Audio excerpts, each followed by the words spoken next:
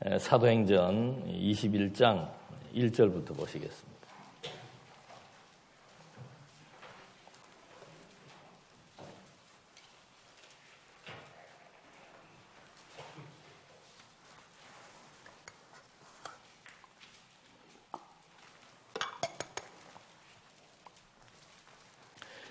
우리가 그들을 작별하고 배를 타고 바로 고스로 가서 이튿날 로도에 이르러 거기서부터 바다 아래로 가서 베니게로 건너가는 배를 만나서 타고 가다가 구브르를 바라보고 이를 왼편에 두고 수리아를 항해하여 두로에서 상륙하니 거기서 배의 짐을 풀러 함이로라.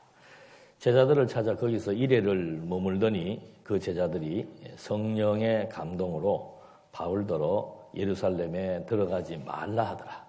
이 여러 날을 지낸 후 우리가 떠나갈새 그들이 다 처자와 함께 성문 밖까지 전송하거늘 우리가 바닷가에서 무릎을 꿇어 기도하고 서로 작별한 후 우리는 배에 오르고 그들은 집으로 돌아가니라. 그들을 작별하고 했다라고 하는 것은 지난 시간 밀레도에서 에베소에 있던 장로들을 청해서 그들에게 진정한 목회가 무엇인지, 교회를 어떻게 바로 세워 나가야 되는 것인지에 대한 권고의 말씀을 했다고 했습니다. 그리고 눈물로 작별을 하고 지금 사도 바울이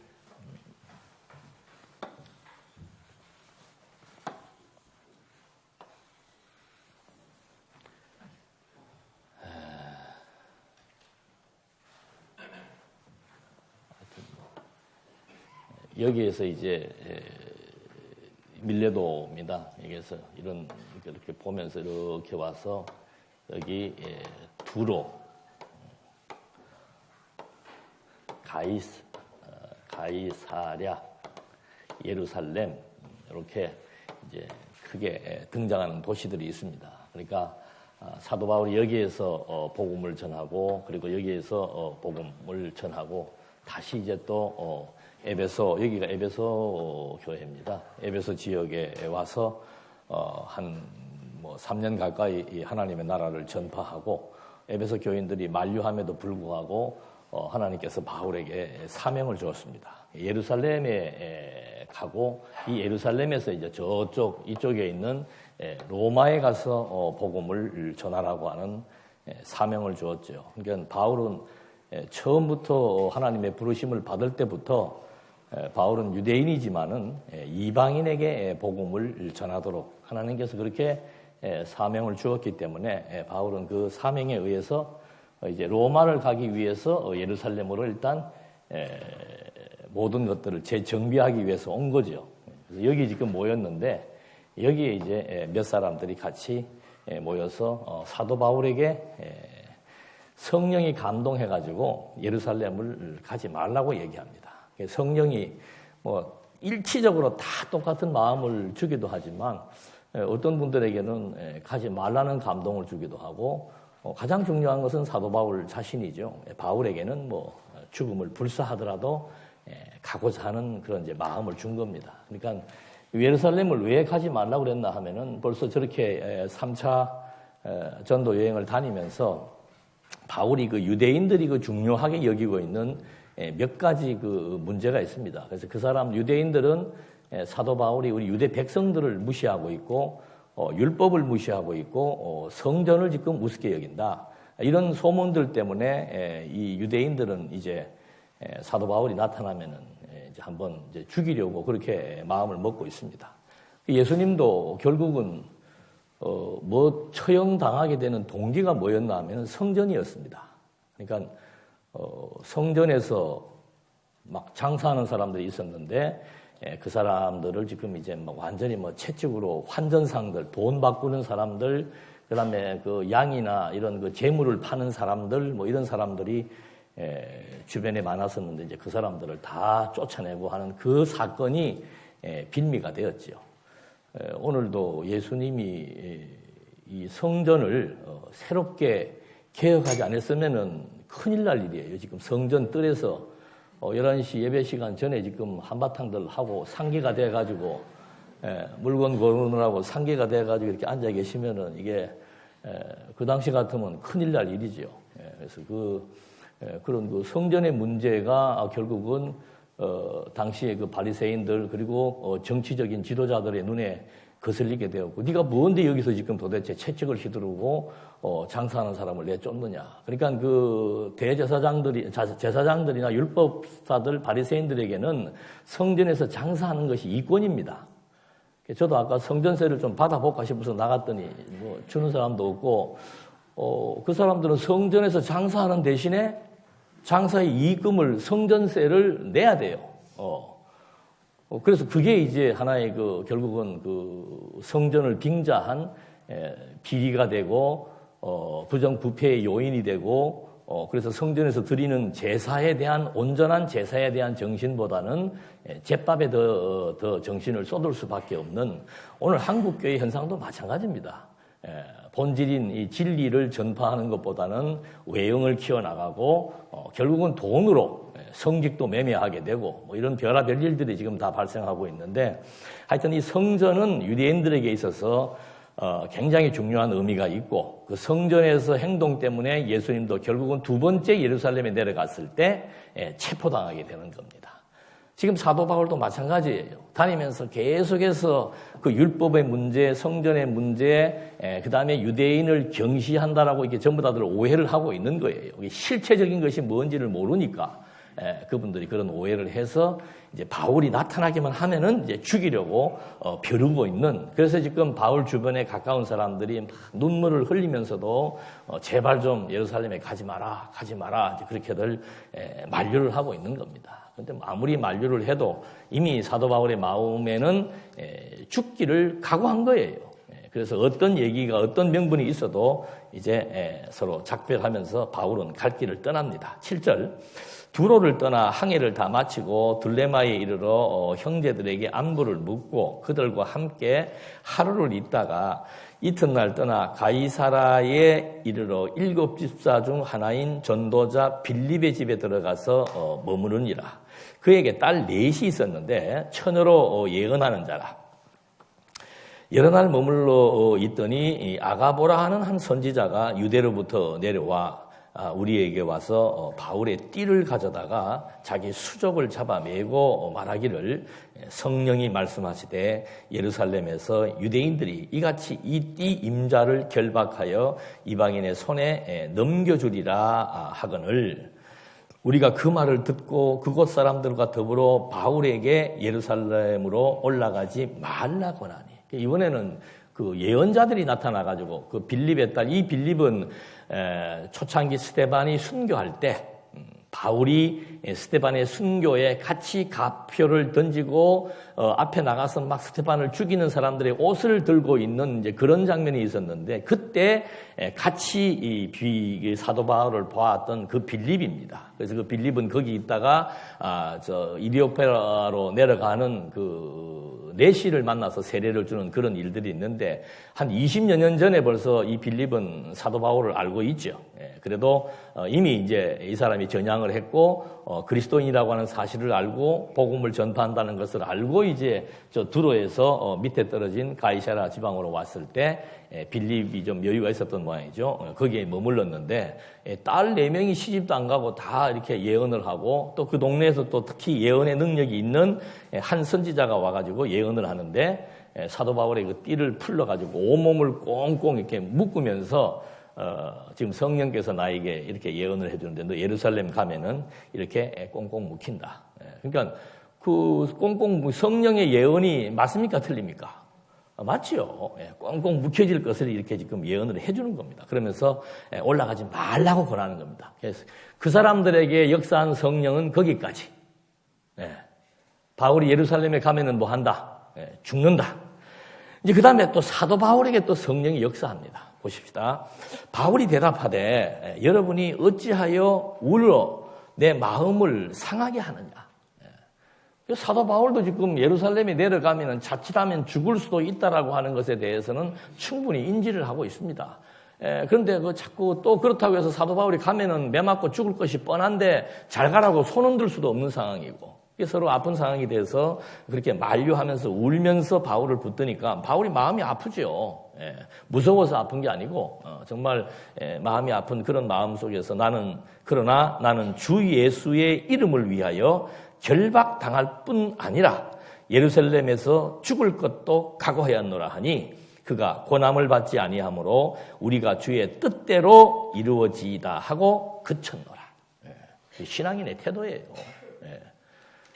죽겠다 그러면 막 죽어도 말려야 된다라고 생각을 하는데 그렇지 않습니다. 하나님의 뜻이 있는 거죠. 그래서 그것이 하나님의 뜻이라면은 사도 바울이 예루살렘에 내려가서 죽어도 좋다라고 하는 그것이 하나님의 뜻이라면은 뭐 더 이상 방법이 있겠는가 하면서 더 이상 권하지 않고 주의 뜻대로 이루어지기를 그냥 함께 소원하면서 만류를 그치게 되는 거죠.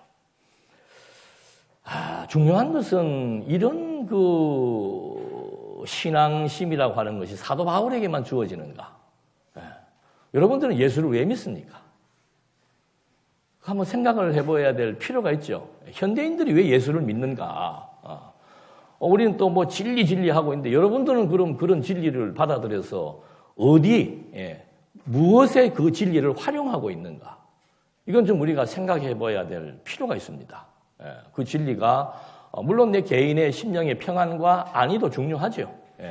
그것으로 내 인생을 끝내나 그리스도를 내가 받아들였는데 나는 평생 그리스도를 믿음으로 마음의 평안 유지하고 살다가 간다.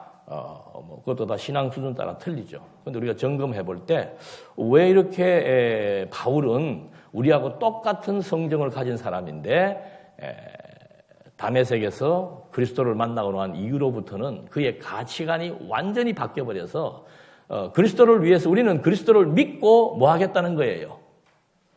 잘 살겠다는 거 아닙니까? 그리스도를 믿고 마음 편하게 살겠다는 게 잘 살겠다는 거 아니에요.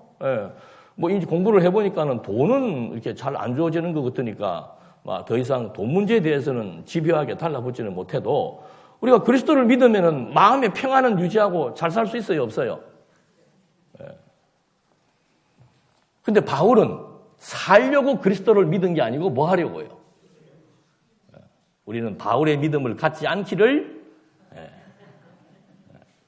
생각해봐야 될 문제예요. 아무리 시대가 바뀌고 환경이 바뀌고 우리들의 문화가 바뀌고 의식이 바뀌어도 신앙의 중심점은 똑같은 겁니다. 우리는 매일 기도하시면서도 불평 불만은 다 뭐예요?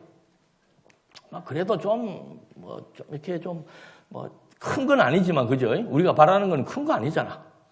시집 못 간 딸이 시집 가는 거, 직장을 못 갖고 있는 아들이 뭐 하는 거, 직장 잡는 거. 그게 큰 거예요, 작은 거예요?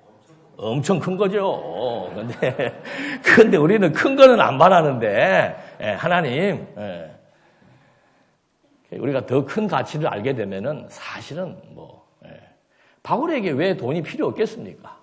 왜 옷이 필요 없겠습니까? 근데 바울은 그것보다 더 소중한 가치를 깨닫고서는 완전히 딴 사람이 돼버린 거죠. 그리고 지금 그 바울의 그런 사명도 중요하지만 처음에 서두에서 제가 밝혀드린 것처럼 이 사람들 유대인들은 왜 그렇게 바울을 죽이려고 하고 바울은 죽이려고 하는데도 불구하고 끝까지 자기 주장을 피력하고 있는가? 그 중심에 뭐가 있는 겁니까? 성전이라고 하는 게 있는 거예요. 유대인 백성을 무시하는 것도 있고, 율법에 대한 오해도 율법도 다 성전과 연관이 된 겁니다. 그 유대인들에게 있어서 이 성전이 어떤 의미가 있는가? 바울과 예수님은 왜 그 성전을 가리켜서 유대인들이 싫어하는 소리를 했는가? 그래서 이 사도 바울이 전하려고 했던 복음의 핵심이 무엇인지 이거를 그 시대에 진짜로 바울을 핍박했던 유대인들이 내걸었던 명분 중에 하나였던 그 성전의 문제가 어떤 문제인지 유대인들에게는 왜 중요하고 예수님과 바울에게는 그것이 왜 중요했는지 그리고 오늘 우리에게는 그 성전이 어떤 의미가 있는지 이걸 통해서 그 시대도 이해를 할 수 있고 앞으로 우리가 살아가는 삶의 가치도 새롭게 부여할 수 있지도 않겠는가. 성전이라고 하는 것은 이미 유래를 살펴보면은 아담 때부터 성전이라고 하는 의미는 주어집니다. 그리고 이 성전은 이상하게 하여튼 하나님께서 성전에 대한 문제를 언급하시면서는 꼭 나라와 같이 언급을 하십니다. 하나님이 아담을 창조하시고 나서 아담에게 무엇을 약속했습니까? 나라 세워주겠다는 약속을 합니다. 그 나라는 타락하기 이전의 나라이기 때문에 지금 이런 뭐 대한민국이나 미국이나 일본이나 이런 개념의 나라는 아니에요. 그러나 요소는 같지만 성질은 다르다는 거죠. 그래서 아담에게 하나님께서 나라를 세워주겠다고 약속을 합니다. 그리고는 이제 하나님이 처음이니까 아담을 창조할 때 어떻게 창조합니까? 하나님의 형상 따라 창조합니다. 하나님의 형상 따라 창조했다는 것은 하나님의 생기가 하나님의 DNA를 지금 아담에게 뭐 한 거예요? 준 거예요. 지금 우리로 말하면은 내 피가 누구에게? 우리 아들에게. 그래서 하나님의 형상 따라 창조했다라고 하는 것은 하나님의 아들로 창조했다는 뜻이에요. 그렇게 해놓고는 또 뭐가 하나 부과되는가 하면은 에덴 동산에 가니까 하나님이 뭘 만들어 놨습니까? 사망의 열매나무, 그 다음에 생명의 열매나무. 사망의 열매나무를 우리는 선악과라고 그러죠. 그 다음에 생명의 열매나무는 뭐 영생과 생명과 이렇게 얘기를 합니다. 그러니까 에덴 동산에다가 이걸 우리는 이제 신학적으로 그냥 에덴 성전이라고 얘기하는 거예요. 하나님께서 나라를 약속하시고 하나님의 아들을 만드시고 그리고는 에덴 성전에다가는 사망과 생명의 열매를 딱 설치를 해놓은 겁니다. 그러니까 우리가 뭘 연상할 수가 있는가 하면 이 하나님의 나라와 이 성전, 생명과 사망이 지금 이렇게 전개되어지는 이런 요소들이 하나님께서 에덴에게 만들었구나. 아담에게 이렇게 약속을 했구나. 근데 이게 더 구체화됩니다. 아담에게 이렇게 해놓고는 그 다음에 이제 또 하나님께서 이스라엘 열조인 아브라함에게 또 하나님이 아브라함을 불여기는 하나님이 창조해가지고 하나님의 형상 따라 그에게 이런 그 약속을 해줬고 나라를 세우겠다는 약속을 했고 아브라함은 이방 땅에 살고 있는 사람을 불러가지고 가나안 땅으로 불러가지고 아브라함에게 무슨 나라를 약속합니까? 여기는 이스라엘 나라를 세워주겠다고 약속을 합니다. 그런데 이스라엘 나라를 세워주겠다고 약속을 했는데 이 이스라엘 나라는 다른 나라하고 달라요. 대한민국하고도 다르고 애굽하고도 다르고 뭐 옆에 이란, 이라크, 바벨론 모든 나라들하고 세계 모든 나라들하고 다 다릅니다.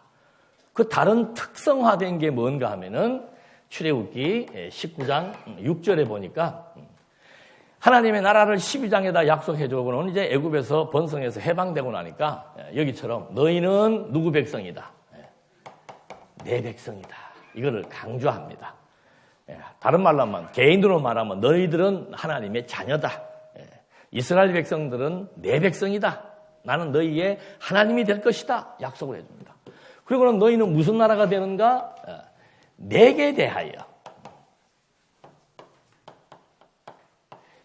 대하여 제사장 나라가 된다. 이게 이제 이스라엘 나라에 대한 특성입니다. 그러니까 내게 대하여라는 것은 뭔가 하면은 이 제사장 나라라고 하는 이스라엘은 누가 다스린다? 내가 내 소속이다. 그 말입니다. 내게 대하여 제사장 나라가 된다고 약속을 해주고 있어요. 근데 진짜로 이렇게 약속을 하더니 출애굽기 20장부터는 제사장 나라에서 필요한 율법을 주십니다. 그리고 제사장 나라가 되려면 제사를 드려야 되는데 제사를 드리려면 뭐가 필요합니까? 이때는 이제 성막이라고 그러죠. 텐트. 이동 성전입니다. 텐트를 치고 필요할 때는 텐트를 쳤다가 우리 좀 똑같아요. 오늘 우리가 필요하니까 텐트 쳤잖아요.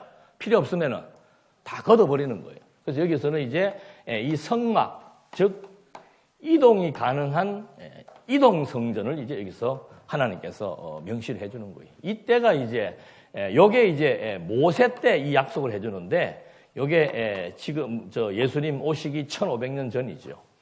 아브라함에게 약속을 할 때는 이제 2000년이고요. 이렇게 이제 약속을 해줬습니다. 이제 1500년 때에 이 텐트로 만들어 놓은 성막이 생긴 거예요. 그게 이제 몇 년까지 거슬러 온 겁니까? 약 한 7, 800년이 거슬러 온 거예요. 그렇게 해서 그 다음에 누가 등장하겠습니까? 다윗이 등장을 하는 거죠. 자, 다윗이 등장을 했는데 다윗은 벌써 이 몇백 년 동안 성막을 통해서 제사장 나라가 유지되는 것을 경험을 해온 거예요. 그러니까 다윗이 늘 마음에 갖는 소원은 뭡니까? 이렇게 때마다 옮겨다니고 이러고 하지 말고 좀 한 군데다가 정착을 해서 모든 이방 사람들이 보더라도 야, 여호와의 성전은 정말 아름답고 훌륭하다. 그리고 우리가 이동하지 않고 한 군데 정착해서 하나님과의 소통의 교제가 좀 이루어졌으면 좋겠다. 제사장 나라로서의 제사 문제가 정리되었으면 좋겠다. 여기서도 제사장 나라니까 이 성막에서 행해지는 일이 뭡니까? 짐승을 잡아서 죽이고 그 대신에 누구를 살리는 거예요? 하나님의 백성, 하나님의 자녀들을 살려나가는 그것이 이 제사장 나라가 하나님에게 행하는 일이다 이 말이죠. 여기서는 사망과를 먹으면은 영적으로 사망하게 되고 영생과를 먹으면은 영원히 생명을 얻게 되는데 안타깝게도 아담이 뭘 먼저 먹었어요? 사망과를 먹어버린 거죠. 그렇기 때문에 온 인류가 이제 사망한 상태로 출생을 하게 됐다는 것은 우리가 알고 있는데, 자, 이제 이 문제는 나중에 해결이 되겠습니다만, 일단 이스라엘 국가에서는 계속해서 제사장 나라로서 하나님에게 제사를 드리는 이 행위가 이제 이 성막을 통해서 이루어진 거죠. 그래서, 이스라엘 국가, 그러면은 이스라엘 국가의 특성은 뭔가? 제사장 나라다. 그래서 제사장 나라는 하나님의 백성이며 하나님의 자녀임을 명시해주고 있고 하나님의 백성이며 하나님의 자녀이기 때문에 거룩한 백성으로 삼기 위해서 날마다 무엇을 드려야 된다? 죽이고 사는 짐승을 죽이고 하나님의 백성이 살아나는 그런 이제 제사의 의식이 성막에서 이루어졌다는 거죠. 그런데 하나님께서는 이제 더 확실한 계시를 주기 위해서 텐트에서 행해지던 제사장 나라의 이런 그 사역을 이제는 다윗과 솔로몬을 통해서 어디에서?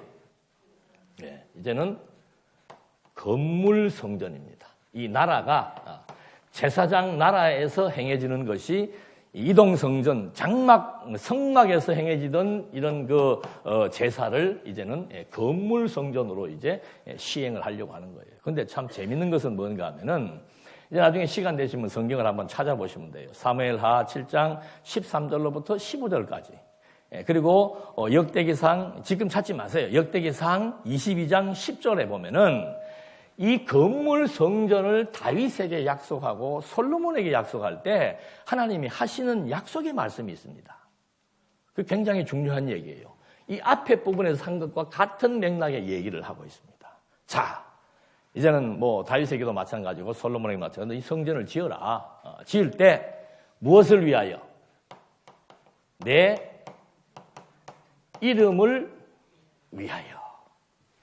여기는 너희는 내게 대하여 제사장 나라가 되라. 똑같은 거예요. 자, 이제 건물로 성전을 짓는데 누구를 위하여? 내 이름을 위하여.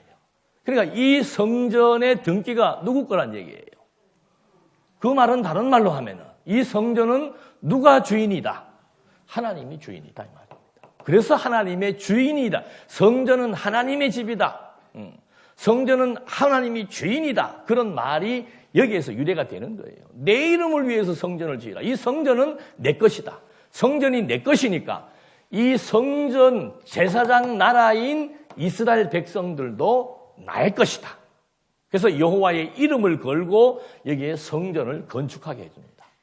그다음에 두 번째 또 하시는 말씀이 뭔가 하면은 솔로몬을 무엇으로 삼겠다는 거예요. 솔로몬은 이제는 나의 뭐가 된다? 아들이 된다 그럽니다. 솔로몬은 누구의 아들이에요? 다윗의 아들이에요. 근데 성전을 건축하라고 해놓고 하나님께서 이런 지금 약속을 해주시는 거예요. 솔로몬 왕인데 그 왕은 내 아들이다. 그리고는 이제 이 나라의 왕위가 어떻게 될 것이다? 장구하게 갈 것이라는 거죠. 구약에서의 영혼은 본질적인 영혼의 개념보다는 오래 긴 시간 계속해서 그런 뜻이에요. 이 나라의 왕위가 계속해서 뭐 될 것이다? 보존되고 계승될 것이다. 그걸 성전 건축할 때 이런 약속을 해주는 겁니다. 그러니까 이 성전은 무엇과 관계가 있다? 아브라함을 보니까는 나라와 관계가 있고, 아담도 보니까는 나라와 관계가 있고, 자, 다윗과 솔로몬에게는 건물 자체를 말했지만은 이미 이 건물을 짓기까지 하나님께서는 모세에게 이 나라는 무슨 나라다? 제사장의 나라다. 그렇게 명시가 되어 있기 때문에 건물 성전을 바라보는 유대인들의 시각은 뭔가 하면은 이 건물 성전은 누구의 집이다? 하나님의 집이다. 그러니까 예수님도 그러고 신약 시대 와서 하나님의 집을 뭐 하지 마라? 더럽히지 마라 이 말입니다. 그러니까 벌써 건물 성전 건축할 때 하나님은 이것은 내 소유고 내가 이 성전을 다스린다는 말, 그 말의 의미는 이 나라를 하나님께서 약속대로 통치해 나가신다. 그런 의미가 함께 담겨져 있는 거예요. 그게 왜 그런지 좀 이따 보시면 됩니다. 그리고는 이제 솔로몬을 내 아들이라고 얘기합니다. 여기서는 내 백성이라고 얘기했고 여기서는 내 아들이라고 얘기하는 거예요. 여기서도 하나님의 형상 따라 창조했으니까 하나님의 아들이 되는 거죠. 그 다음에 이제 이 나라의 왕위가 아주 영원토록 존속된다고 약속을 해줍니다. 그리고 여기에서도 마찬가지로 성전, 건물 성전도 거기서 행해지는 이는 짐승을 잡아서 죽이고 당신의 아들을 뭐 하는 거예요? 살리는 역사. 그런데 솔로몬이 성전을 건축하고 나서 무슨 범죄를 저지릅니까? 여러 가지 많은 범죄가 있지만은 가장 나쁜 범죄는 뭐예요? 하나님의 집인 성전을 더럽히는 겁니다. 그래서 그걸로 말미암아 남북이 뭐가 돼요? 분열이 되죠. 분열되자마자 북쪽 사람도 처음부터 만드는 게 뭐예요? 성전 만드는 거예요. 남쪽은 성전이 있으니까 만들 필요는 없지만 북쪽은 시급하게 성전부터 만드는 거예요. 왜? 그 성전이 하나님이 약속해준 나라에 대한 정통성을 지금 의미하는 겁니다. 성전이 있고 없고가 하나님이 세워진 나라라고 하는 정통성의 의미가 있고 그 성전이 있음으로 말미암아 하나님이 다스리는 나라라고 하는 사실에 대한 것들을 의미해주고 있는 거예요. 그러니까 북쪽도 우리가 이탈을 했지만 우리 이 나라는 누구의 나라다? 하나님의 나라고 하나님의 백성이다. 그걸 강조하기 위해서 성전부터 지금 짓기 시작하는 거예요.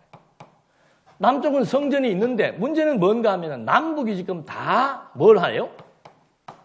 범죄를 저지릅니다. 남북이 저지르는 범죄의 항목들은 여러 가지가 있지만 핵심은 뭔가 하면은 산당제사예요, 산당제사. 성전을 더럽히는 그런 범죄 행위를 저지른다 이 말이죠. 성전을 더럽히는 범죄 행위를 저지르니까 북쪽을 722년도에 망하게 해버리고 이건 여기는 이미 이제 버린 자식이니까. 그 다음에 이 성전의 왕위가 영원하다고 하나님이 지금 약속을 해줬는데 그 약속을 하시면서 또 무슨 말이 중간에 있는가 하면은 사울은 하나님 앞에 범죄했을 때 사울은 죽여버렸죠. 그러나 너희들은 그러지는 않겠다. 아무리 왕조가 범죄를 해도 이 왕조는 계속해서 뭐 해주시겠다? 보존해가지고 계승시켜 주시겠다. 그러니까 열왕기서, 역대기서를 보게 되면은 남쪽의 이 왕조들의 왕들이 범죄를 저지르지만 죽을 때는 어디로 가요? 산소가. 전부 다윗성이에요. 몇 명, 한 두세 명, 한두 명 정도, 한 두세 명 빼고는 나머지는 전부 다 다윗성에다 묻히는 거예요. 다윗의 묘에 장사되었더라. 그리고 또 하나 특징은 뭡니까? 아들의 왕위를 이어받았다.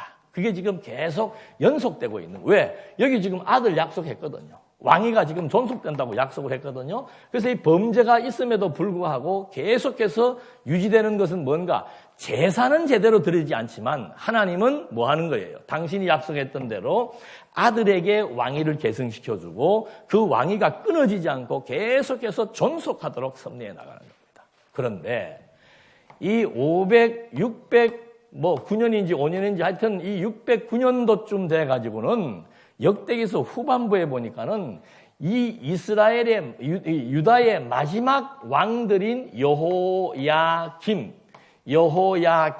그 다음에 시드기야가 이제 마지막 왕이었어요. 이 세 왕들이 그냥 막 계속해서 성전을 더럽히는 범죄를 저지르고 있는 거예요. 뿐만 아니고 왕들도 그런 범죄를 저질렀고, 그 다음에는 누구도 제사장까지도 온통 범죄를 저지르고 있고, 그 다음에는 모든 국민이, 그러니까 총체적으로 유대나라 자체가 하나도 빠짐없이 가장 중요한 왕 제사장, 그리고 모든 백성이 저지르는 죄가 뭔가 하면 본문에 보니까 성전을 더럽혔더라 나오는 거예요. 이게 성전을 더럽힌다라고 하는 것은 뭡니까? 하나님을 모독하는 거예요. 성전이 하나님의 집인데 하나님의 집에 들어와서 엉뚱한 짓을 한다? 엉터리 제사를 드리고 엉터리 신을 갖다 놓는다? 이건 완전히 신은 여호와를 모독하는 거죠. 그래서 하나님 보실 때 가장 고악스러운 죄는 뭔가 하면은 성전 모독이에요. 성전 모독. 이런 범죄가 벌어지니까 609년도에 누구를 보냅니까? 하나님이. 바벨론을 지금 이렇게 성전을 더럽히는 유다 백성들에게 바벨론의 왕을 보내가지고 뭘 파괴시켜요? 한번 성경 자세히 보십시오. 바벨론이 1차로 와가지고는 뭘 걷어갑니까? 성전의 기명들을 걷어갑니다. 성전의 기명을 걷어간다는 것은 성전의 기능이 제대로 발휘될 수 없음을 의미하는 겁니다. 아니, 성전의 기명들이 없어져 버리면 성전 그 건물만 있는 거지 있으나 마나한 거예요. 용도가 폐기된단 말입니다. 성전의 기명들을 걷어가더니 두 번째 와가지고는 아예 무슨 일을 해요? 성전을 파괴시켜버립니다. 여러분, 성전 파괴라고 하는, 유대인에게 있어서 이 성전 파괴는 그냥 건물이 무너지는 게 아니에요. 하나님이 뭘 약속한 겁니까? 내 이름을 위하여 내 아들을 삼아서 왕위가 영원하게 해주겠다는 말의 의미는 이 이스라엘, 특히 유다 나라를 하나님이 책임지고 보호하고 함께하고 인도한다는 약속의 말씀인데, 그 하나님의 성전을 더럽힘으로 말미암아 하나님께서 이들에게는 이제 그것이 왜 성전에서 더러운 행위를 하는 것이 왜 그것이 하나님 보시기에 악행인가를 깨닫게 해주기 위해서 성전을 파괴시켜 버립니다. 성전이 파괴된과 동시에 유대인들에게 나타나는 현상은 뭡니까? 왕들이 멸절해 버립니다. 마지막 시드기야는 막 사람들이 보는 데서 눈까지 뽑히게 해가지고는 왕을 죽여버립니다. 그 다음에 똑똑한 사람들 다 잡아다가 사살하고, 백성들은 그냥 127개 도시로 다 흩어져가지고 완전히 성전 파괴는 곧 국가 패망으로 나타나게 되는 거예요. 그러니까 이 성전은 그냥 성전이라고 하는 건물 자체가 중요한 게 아니에요. 그 성전이 가지고 있는 하나님과의 언약 관계에 있어서 이런 항목들이 성전이 파괴됨으로 그대로 나타난다는 거죠. 백성들이 흩어지고 많은 사람들이 처참하게 죽어나가고 왕들이 붙들려 가서 왕으로서의 행세를 할 수 없도록 왕존을 끊어버리고, 이런 무시무시한 일들이 몇 년 동안 발생하는 겁니까? 70년 동안 발생합니다. 하나님이 세운 성전의 문제가 이제 이렇게 큰 엄청난 일을 겪게 되는 거죠. 근데 놀라운 사실은 성전이 파괴되니까 국가가 몰락해버렸죠. 그런데 70년 뒤에 이때는 파사왕 고레스를 하나님이 보내가지고, 고레스가 여호와에게 여호와의 신에 감동해가지고, 고레스가 유다인들을 자기 포로예요. 유다인들을 보고 외치는 첫 번째 말이 뭐예요? 눈치 빠르신 분들은 금방 알 거 아니야. 지금까지 계속 무슨 얘기했어요? 성전 얘기했잖아요. 여러분, 왜 파사왕 고레스가 와가지고 우리 같으면 뭐가 필요하겠습니까? 70년 동안 집 다 무너져 버리고 형제 다 죽고 돈도 하나도 없고 빈털터리가 돼가지고 고향으로 돌아왔습니다. 필요한 게 뭐예요? 집도 필요하고 돈이 제일 필요하죠. 돈이 있어야 무슨 집을 지을 자재를 살 거 아니에요.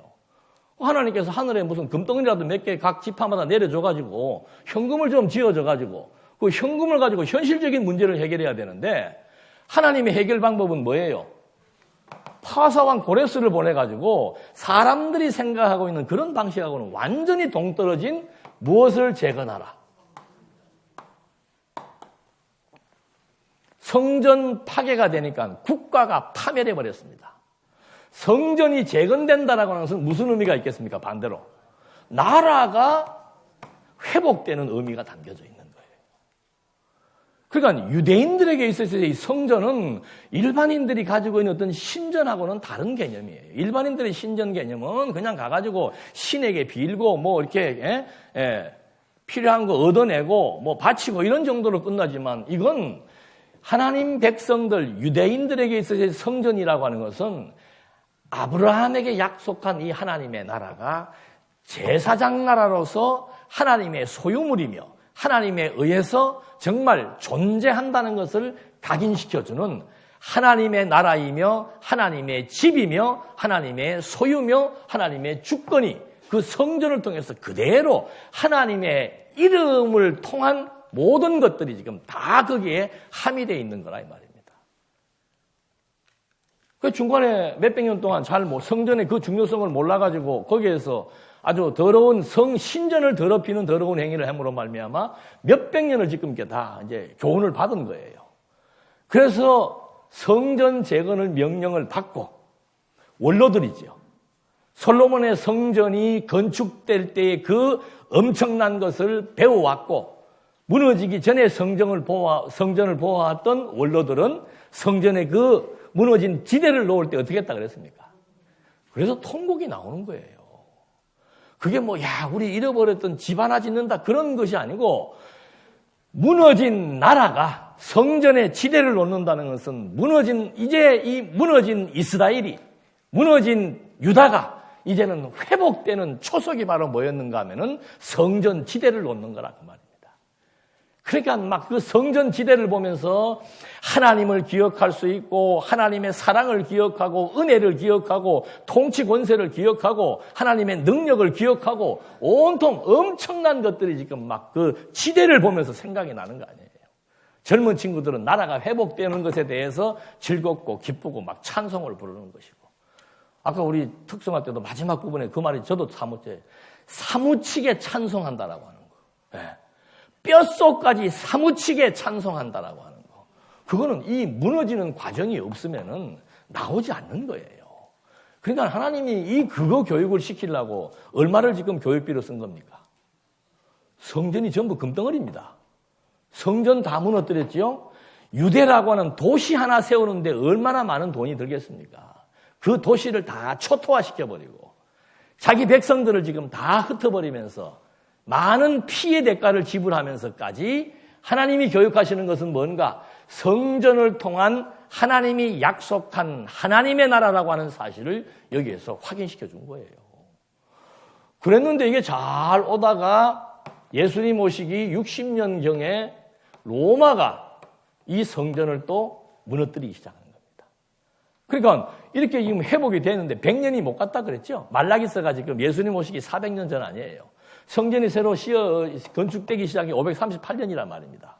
건물 새로 지금 재건하고 한 100년이 지나니까 또 여기에서 더러운 행위가 나타났다 그랬습니다. 하나님이 정해 주었던 규례에 의해서 제사가 드려지는 것이 아니고 제사장은 막 재물 들어오면 그거 막 자기 떼어먹어서 장사하기 팔아먹기 바쁘고 좋은 놈 제껴놓고 재물을 드릴 때는 가장 좋은 거를 드려야 되는데 가장 좋은 거는 팔아서 돈으로 챙기고 병들고 어그러지고 못 먹는 거 제물로 드리기 시작한 것이 말라기서에 나와 있는 내용이란 말입니다. 그래서 그 다음부터는 하나님께서 이제 아예 400년 지나면서부터는 아예 그냥 성전도 이제는 기능을 상실해 버렸고 제사장도 기능 상실하고 여기도 온 백성들이 이제는 또 이 앞에서의 범죄와 같은 범죄의 기간이 주어지게 된 거예요. 그래서 이때부터는 아예 성경에 기록도 안 해버리는 거예요. 예. 근데 이제 우리가 역사적으로 아는 것은 60년경에 로마가 이제 이미 다 기능을 잃어버린 그 성전을 로마의 장관이 와가 군대 장관이 와서 다 또 부셔버린 거죠. 그래서 몇 년 걸려서 증축했다 그럽니까? 46년. 자, 이 성전을 놓고 요한복음에서 예수님이 뭐라고 그러는 거예요? 저거 헐어버리라. 유대인들이 보면 가만 놔두겠어요? 안 나겠어요? 야, 이거 짓느라고 우리가 지금 46년 동안 지금 다시 재건해가지고 옛날 성전의 그 기능을 온전히 회복하기를 지금 고대하고 있는데 자기들은 비록 지금 부패하고 범죄해서 성전에서 막 장사를 하면서 그 장사로 이득을 챙기지만 그래도 건물은 중요한 거예요. 근데 예수님은 이 성전을 헐라 며칠 만에 세우겠다. 자, 성전에 대한 새로운 개념을 지금 예수님이 여기서 전개하기 시작을 하는 거예요. 여기는 지금 눈에 보이는 건물 성전입니다. 천막으로 만들었던 돌로 만들었던 눈에 보이는 성전을 통해서 지금 이제 거기에서 짐승의 피를 통해서 하나님의 백성들이 살아나고 그 성전이 건전하게 유지됨으로 말미암아 하나님에게 제사장 나라가 되어가지고 하나님이 지금 그 나라를 다스려 나가심을 통해서 하나님과 하나님의 백성 관계에 감사와 찬송과 은혜가 지금 어우러지는 그런 아름다운 과정이 주어지다가 중간에 이제 완전히 어둠의 세계로 들어가 버린 거예요. 그래서 예수님께서 이 성전을 헐고 어떻게 하겠다? 3일 만에 세우겠다. 성전을 헐고 3일 만에 세우는 거. 근데 여기는 보면은 앞에서는 제물을 죽이고 살렸어요. 근데 솔로몬 이후로부터 건물 성전을 짓고 나서부터는 물론 제사를 드릴 때는 제물을 죽이고 살리지만 여기에서는 아예 성전을 어떻게 버리는 거예요?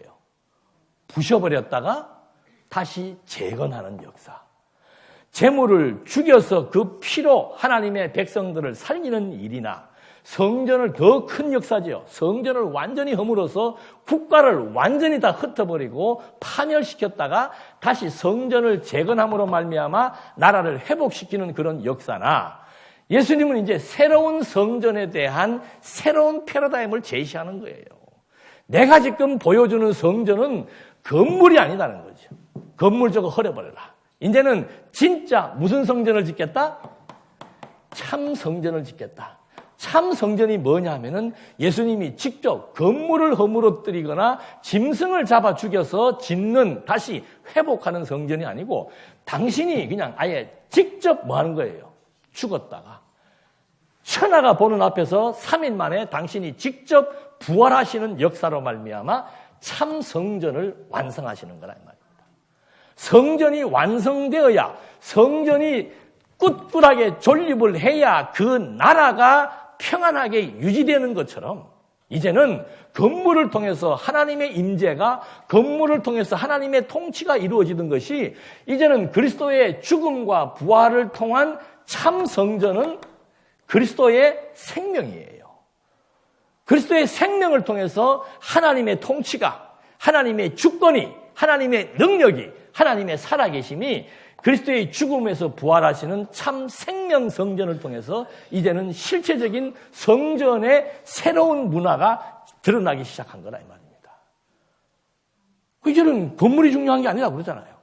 전에 같으면 큰일 날 일이라 그러잖아요. 어디 하나님의 성전에 지금 오늘 더군다나 안식일 날 제사도 드리기도 전에 지금 막 돈 주고 받고 막 입어보고 난리를 치고 하다가 지금 멀쩡하게 안 한 것처럼 하고 이렇게 앉아 있으면은 이 시대랑 똑같은 거예요. 만약에 건물을 중시한 시대였다면 우리는 지금 전부 다 어떻게 해요? 저는 거기 가담 안 했습니다. 그래서 오늘 설교를 해야 되기 때문에 여러분 참 성전이라고 하는 것이 그리스도의 죽음과 부활이라고 하는 거예요. 유대인들이 왜 성전을 중요하게 여기는지 알겠죠? 유대인들이 성전을 중요하게 여기는 것은 이것이 아버지의 집입니다. 아버지의 통치입니다. 하나님의 살아계심의 증거입니다. 우리가 죽을 수밖에 없는데 살아나는 이 엄청난 역사의 현장이 성전이란 말입니다. 그 건물을 통한 하나님의 통치의 개념, 건물을 통한 하나님과의 관계적 소통을 기억하고 있던 유대인들에게 예수님이 이 시대는 같다 이 말이에요. 형식적이고 외형적이고 건물을 통해서 드러난 하나님의 계시보다 나는 이제 아예 완전히 여러분들의 생명 자체를 바꿔놓겠다 이 말입니다. 당신이 직접 죽었다가 부활하고 난 다음에 이 예수께서 당신의 백성들을 뭐라 부릅니까? 너희는 하나님의 뭐다? 이렇게 바뀌어버리는 거예요. 이런 장면에 우리가 소름이 돋아야 돼. 예. 너희는 하나님의 성전이다. 그리고 너희는 성령의 전이다. 하나님이 직접 역사하고 계시는 그런 몸이다 이 말입니다. 비록 육신을 입고 있지만 내게 있는 거듭나고 중생한 우리의 영혼들은 그게 하나님의 성전으로 하나님이 명명해 주고 있고, 여러분 로마서에서 바울이 이제 우리는 생명 성전이 되었다, 하나님의 성전이 되었으므로 하나님을 뭐라 부른다 그랬어요? 하나님을 뭐로 불러요? 왜 아버지라고 부를 수 있는 겁니까? 건물 성전에서도 내 아들이라고 지금 바꿔줬단 말입니다. 지금 참 성전, 이 생명 성전을 통해서는 그리스도의 생명을 우리가 지금 뭐 한 거예요? 근본이 바뀐 사람들이에요. 예. 그리스도의 생명을 받은 사람들이니까 우리가 하나님의 성전이 되었고, 하나님을 뭐로 부르는 겁니까? 아버지하고 부를 수 있는 하나님과 우리의 관계가 아버지와 자식의 관계가 돼버리는 거예요. 이 세상에서 가장 소중한 관계가 무슨 관계예요? 내 자식 아니에요, 내 자식. 대한민국 사람이 미국 사람보다 외국 사람보다 더 강한 것이 뭔가 하면은 이 혈연 관계예요. 우리나라가 지금 교회가 왜 부패하는지 아시겠어요? 공사 구분이 안 된답니다. 예? 이것이 공적인 교회인지 아니면 내 건지에 대한 구분이 안 되는 거예요. 내 자식, 아니 세계 천지에 교회를 자식에게 물려주는 나라는 대한민국밖에 없대요. 그 왜 그런가? 유교 사상에 의해 가지고, 효 사상에 의해 가지고 부모와 자식 관계가 굉장히 끈끈한 관계예요. 그러니까 기업도 예사로 그냥 자식한테 물려주고, 기업주가 자기가 세웠다고 그게 자기 돈 있는 것처럼 막 도용해갖고 쓰기도 시작하고, 교회도 자기가 세웠으면 자기 건 줄로 알고, 아주 그냥 뻔뻔하게 자식한테 물려주고, 내 소유권 주장하고, 정신 나간 사람들이죠. 하나님의 거예요, 하나님의 거. 하나님의 집이고, 우리 모두의 것이란 말입니다. 그래서 여기에서 하나님의 성전이라고 해놓고 여기에서 말해주었던 하나님의 아들의 명칭이 이제는 실제적으로 다가와 버린 거예요. 우리는 하나님의 자녀예요. 내가 하나님의 아들입니다. 여러분 하나님의 딸이고 하나님의 아들이에요. 그 관계가 확고하게 정립되지 않으면은, 그리고 이 바뀐 이 생명성전이라고 하는 이 생명은 바울이 뭐라고 얘기하는가 하면 이렇게 얘기를 해요. 만일 땅에 있는 우리의 장막집이 무너지면, 땅에 있는 우리의 장막집이 무너지게 되면 하나님께서 지으신 집, 곧 손으로 지은 것이 아니요 하늘에 있는 영원한 집이 우리에게 있는 줄로 아노라. 우리는 지금 집에 목숨 걸잖아요. 집값이 얼마나 비싸요. 예? 근데 바울은 무슨 얘기를 하는가 하면은, 땅에 있는 내 장막이 무너져도 솟아날 구멍이 있다 없다? 왜? 하늘의 장막이 지금 있기 때문에. 땅에 있는 내 육신의 생명이 썩어져도 소망이 있다 없다? 왜? 생명성전으로 지금 지어졌기 때문에. 이래서 바울은 죽음을 불사하고 어디를 가고 싶은 거예요? 이 메시지를 전하는 것이 바울의 사명입니다. 그게 바울의 삶의 가치예요. 죽어도 좋다는 거죠. 왜? 아니, 죽어도 내 생명은 지금 어떠니까? 영원히 지금 살아 존재하니까. 내가 이 복음을 전하다가 내 재산이 다 없어져도, 땅의 장막이 무너져도, 내 재산에 경제적인 손실이 와도 그거 중요하지 않다는 거죠. 더 가치로운, 강남 땅보다 더 가치로운 영원한 하나님의 나라가 지금 버젓이 존재하고 있는 것을 바울은 보았노라 만졌노라 얘기하는 거 아니에요. 근데 성경은 보십시오. 진짜로 이렇게 창세기 때 에덴 동산에서 시작했던 하나님의 나라가 그리스도로 말미암아 참 생명의 나라로 증거되더니 진짜로 마지막 그리스도께서 요한계시록 21장이면 요한계시록이 22장까지 되어 있습니다. 22장은 성경에 대한 신빙성 얘기하는 거고 21장의 주된 내용은 뭔가 하면은 하늘에 있는 하나님의 성전이 열리니까 사도 요한이 본 거예요. 11장에서 그 얘기를 합니다.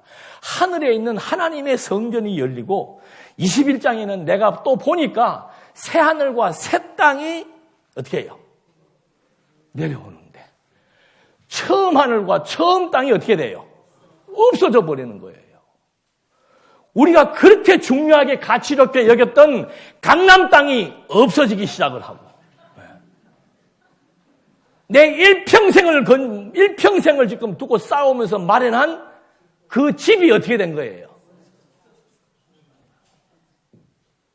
근데 여기에는 그거 없어져도 비교가 될 수 없는 하늘의 성전이 열리더니 건물 성전이 아니고 하늘의 성전이 열리더니 새 하늘과 새 땅이 보이기 시작하고 내려오기 시작하고 거기에 또 새 예루살렘이 내려온다 그래요. 새 예루살렘이 누구로부터? 하나님께로부터 하늘에서 내려오는데 보라! 하나님의 장막이 사람들과 함께 있으며 하나님이 그들과 함께 계시니 그들은 하나님의 백성이 되고 그래요. 하나님의 형상 따라 만들었습니다. 이스라엘 민족들에게 하나님이 제사장 나라를 선포하기 전에 너희는 내 백성이라고 얘기했습니다. 건축을 지으려고 했던 솔로몬에게 너는 내 아들이라고 지금 규정을 해줬습니다. 그런 것처럼 마지막에 보니까는 하늘의 성전이 열리고 하늘로부터 새 예루살렘이 내려오는데 하나님이 사람들과 지금 함께 했는데 그 사람들이 누구냐 하면 그들은 뭐다? 하나님의 백성이다 이 말입니다. 하나님이 친히 그들과 함께 계셔서 하시는 일이 뭔가? 오늘 장례식이 있잖아요. 이 얘기 하려고 그래요. 장례식에 가서도. 하나님이 그들은 하나님의 백성이니까 하나님이 그들과 함께 하시면서 모든 눈물을 어떻게 해요? 닦아주시는 거죠. 그러면서 다시는 사망이 없다. 이 죽음의 관문을 통과한 거예요. 사실은 여기 땅에 사는 것 자체가 죽음 아니에요. 예? 육신적으로 죽어가는 거예요. 죽어가는 거. 예. 영적으로는 살아가지만 육신적으로는 죽어가는 겁니다. 육신을 갖고 있기 때문에 너무 고통이 많아요. 너무 힘들어요. 인생이 지칩니다. 소망이 없으면 좌절할 수밖에 없습니다. 믿을 사람도 없고 내가 지금 처한 이 여건이 내일 어떻게 바뀔지도 몰라요. 이 세상은 그래서 전쟁터입니다. 뭐 전쟁이 일어나야 전쟁이 아니에요. 더군다나 우리나라는 하나님이 더 사랑해가지고는 전쟁을 지금 경험하게 하는지는 모르지만 그 전쟁의 공포 속에 지금 놓아놨잖아요. 예. 다 정신적으로 지금 뭐 애들이 그래도만 도라이라고. 예. 뭔 그렇게 대통령들이 그렇게 막 이상해 정신세계가. 예. 언제 어떻게 할지도 모르는 그런 위기 상황 속에 우리가 있을지라도 이 땅 위에 인생살이가 너무도 힘들고 고달프고 죽을 만큼 힘들었어도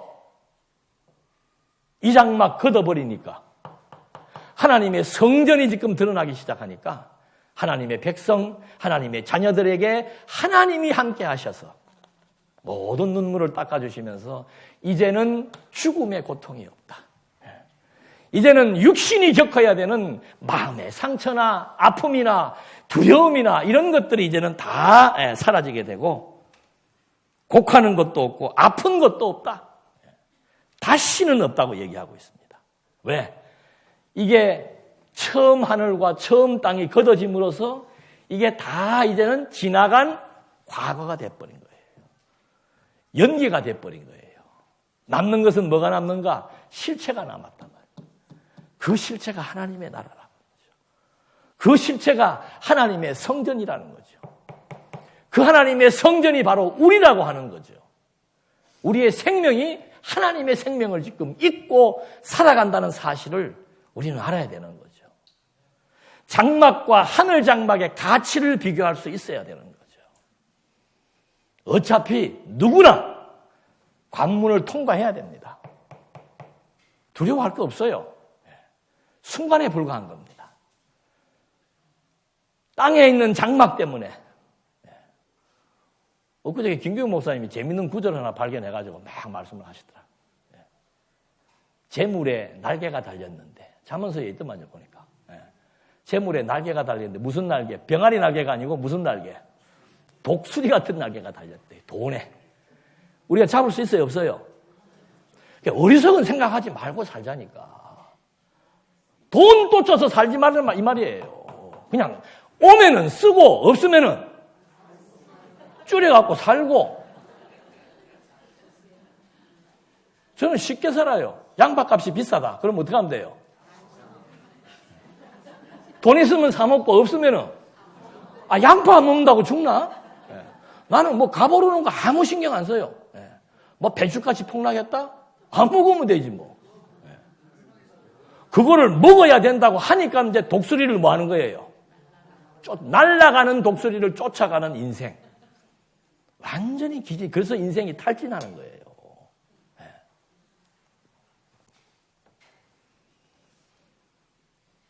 여호와께서 집을 세우지 아니하시면 파석꾼의 경성함이 인생 별거 아니잖아요. 그냥 하나님의 성전이라고 하는 것에 대한 참된 가치, 영원한 나라에 대한 소망, 주어지지 않은 것에 대한 욕망, 그것은 대비적으로 영적인 싸움을 하게 되어 있습니다. 한 주간도 참 소망에 대한 것이 무엇인지 우리가 정확히 인지를 하시면서 사도 바울이 가지고 있던 그런 뜨거운 사명감이 우리에게도 주어지기를 소원합니다. 우리 모두가 인생의 노예가 되지 않고 인생을 이길 수 있는 믿음의 장부가 되기를 소원합니다. 기도하시겠습니다. 은혜와 사랑이 풍성하신 하나님 아버지, 정말 유대인들이 왜 그렇게 성전을 중요시했고 또 예수님과 사도들이 왜 성전에 대한 개념을 바꾸려고 했는지 또 한번 확인해 봅니다. 오늘 우리가 하나님의 자녀가 되었다는 이 하나의 놀라운 신분이 그냥 보이는 신분으로 끝나는 것이 아니고 우리의 생명이 바뀐 것입니다. 이제 우리는 하나님의 생명을 받은 자고 하나님의 자녀로 등극했고 하나님의 뜨거운 사랑의 감동에 의해서 우리의 삶이 점철되어진다는 사실을 또 한번 확인했습니다. 인생은 누구나에게 힘들고 고달픕니다. 이제 우리의 위로가 되시는 하나님께서, 우리의 힘이 되시는 하나님께서 이 땅 위에서도 성령의 역사로 보이는 것 때문에 좌절하거나 실망하지 말게 하시고 영원한 나라를 소망하면서 힘있게 살아갈 수 있도록 인도해 주시옵소서. 예수님의 이름으로 기도드립니다. 아멘.